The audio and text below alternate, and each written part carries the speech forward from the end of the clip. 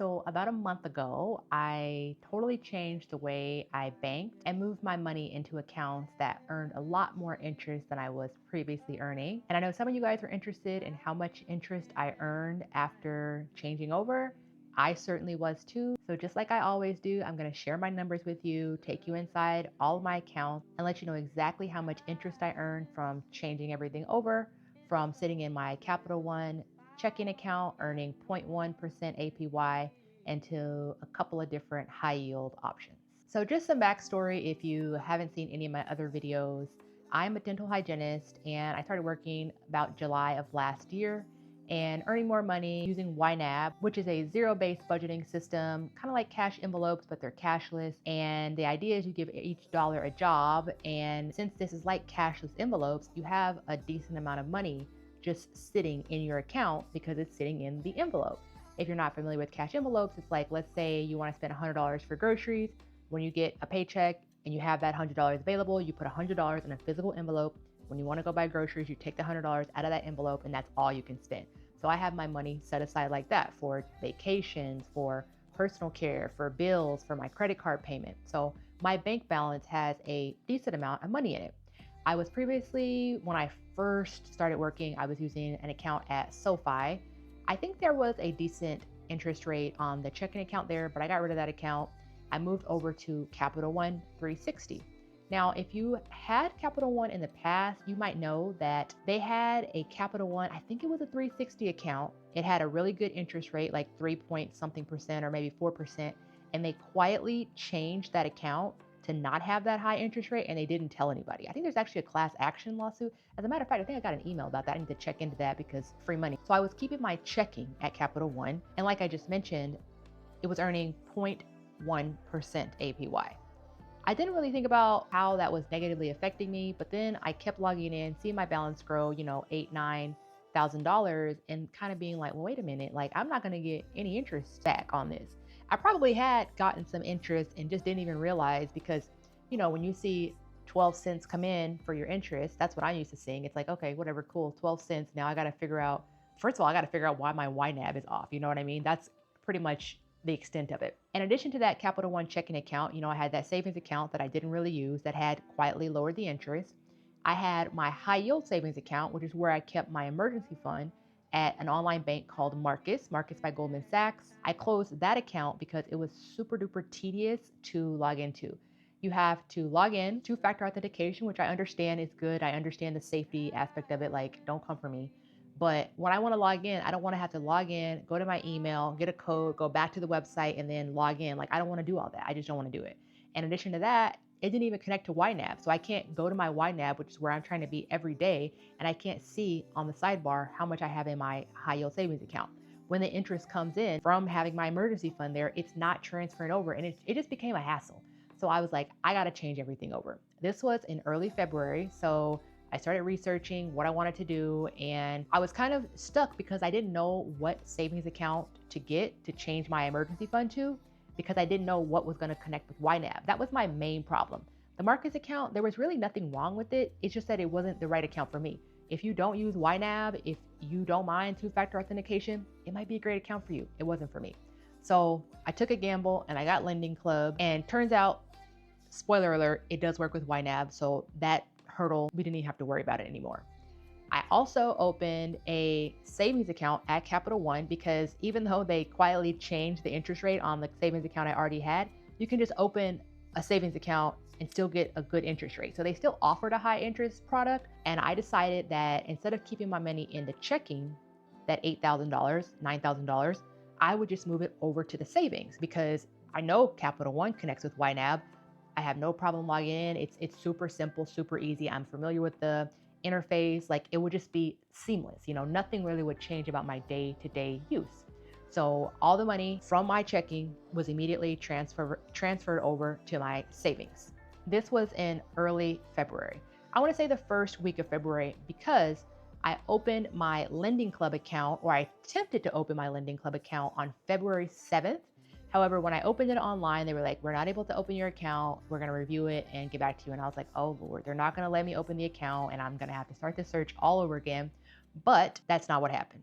So during the opening process, when you open the account, you don't have to fund the account with anything. You can open it with zero balance, but they ask you, how do you want to fund it? So I said, you can fund it with my Marcus account. And against my better judgment, I was like, you can have all the money from my Marcus account. The whole, $2,300 or whatever that's in there, that can just be transferred from Marcus over to Lending Club. Simple. When they told me we can't open your account and it's going to be 2 to 3 days, I thought that the transfer was canceled. I don't think that was the case. On February 10th, they came back and said, okay, your account is open. So I go log on. I don't see anything notifying me that there is an incoming transfer from Marcus. So I initiated the transfer again. The same amount, all the money, because that's what I wanted. I wanted to change my high yield savings account from Marcus to Lending Club. I think that was the wrong thing to do because there was a time where there were 2 deposits into my high yield savings account for the same amount. And then one of them was like returned. And then one of them had it wasn't exactly a return. It was like a hold, but the hold was negative. So does that make sense? Like it was a positive transaction and then a negative transaction. And that negative transaction was on the account and it was going to be released in, I don't exactly remember what day. I thought I was going to be able to log on and see the exact date, but it just disappeared. All that to say, I don't know if my money started earning interest from February 10th or, February 17th or whatever day it was. So I'm not exactly sure on the date.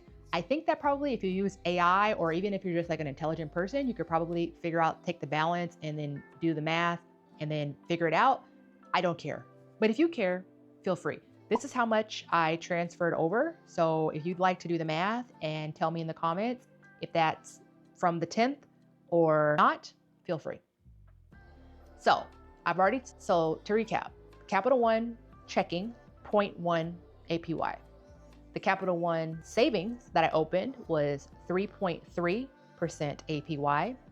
The Marcus account that I came out of was 3.65 APY. And the Lending Club that I went into, 4.0 APY. Didn't select the Lending Club because it was, point whatever percentage higher APY. That was just like a happy accident. It could have been 3.5 and I would have went to that bank anyway. I'm not chasing a fraction of a percent. It's just not worth it to me. I have thousands of dollars in the account, but I don't have tens of thousands. I don't have millions. Well, I wouldn't have $1 million because it wouldn't be FDIC insured, but I don't have tens of thousands or hundreds of thousands of dollars. So that doesn't really matter to me. Hopefully one day it will matter to me and I'll start making decisions that are, based on, maybe not hopefully, but like, you know what I mean? Like it would be a great problem to have. I don't have that problem is what I'm trying to get at. Now, I did say that I transferred all my money from my savings to my checking, or opposite, checking to savings. That's not exactly true. I have an IRS bill, a payment plan that comes out every month. And before I thought about it and realized that I could just do an auto transfer from my savings into my checking because the IRS needs to have your checking, before I realized that, I was just keeping the $300 in my checking for them to take out. For reasons that aren't important to get into in this video, they never took the money out. So there was $300 that sat in there all month. And at the end of the month, I received from that Capital One checking account, 0.1% interest, 17 cents in interest. Now look, any type of free money, I love it. A dime, a nickel, 2 pennies, it doesn't matter. Like free money that I didn't have to go to work for, I'll take it. But 17 cents, I can't do too much with 17 cents. I can't even get a packet of honey at the Popeyes for 17 cents. You understand what I'm saying? Like, I can't do too much with it. Now, if I got 17 cents 10 times, it's $1.70. Things become a little bit more, flexible here. I could go to the Walmart and buy a soda, out of the machine. They have like quarter sodas, I think. But 17 cents, I can't even buy a soda out the Walmart. You know what I'm saying? So 17 cents is what I got. That's exactly why I took that money out, because $300 should earn me more than 17 cents. Like, I'm not saying it has to earn me much more, but it needs to earn me more than 17 cents. The money that ended up in my high yield savings account, I did not contribute any money to my emergency fund in February. So the money that was in Marcus transferred over to Lending Club and the balance was the same. So when the balance was in Marcus, I earned a total of imagine getting $200 in free interest. That'd be crazy. No, it wasn't 200. It was $2.72 that I earned from that money being in Marcus. So that's a nice little change. Like 272. What could I buy for 272? Not too much, I could buy, I think, a bag of ready to cook raw tortillas. I could buy a dozen eggs. I could buy Lucky Charms from Aldi, the store brand. I just bought some of those yesterday. I think it was $1.99. So you can do a couple things with $2.72. You know what I'm saying? Like the options start opening up. Things start getting a little like, okay, I could buy a bunch of bananas. I mean, you could buy bunches of bananas for $1.70 or $2.72. Much better with the interest that I earned at Marcus. The third highest amount would be my Lending Club high yield savings account. The same amount of money earned interest in Marcus and in Lending Club. In Lending Club, the emergency fund earned me a total of $6.24 in interest. So $6.24, now that's like, I can buy a matcha latte at the Capital One Cafe for the 50% off. I could buy a croissant. I could buy a bottle of kombucha, like $6.24, like, okay. That's a whole free matcha latte per month. Like, come on. That's a whole free matcha latte. And I didn't have to do anything. I didn't do anything extra. Like, I just had my money in a different high yield savings account. Now, I'm not going to use that money to buy a matcha latte because I don't spend out of my emergency fund.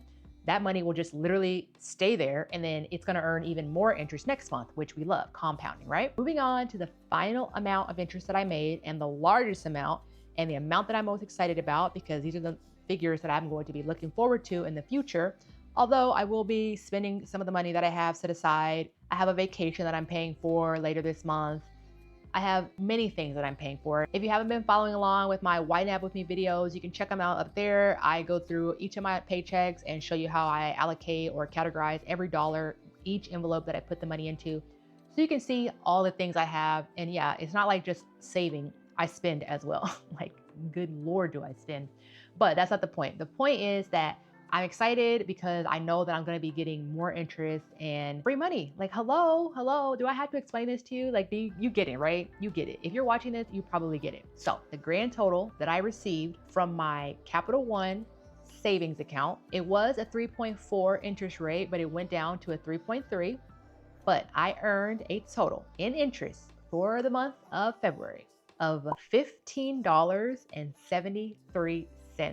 Oh my God, $15? Like, come on. I didn't have to do anything.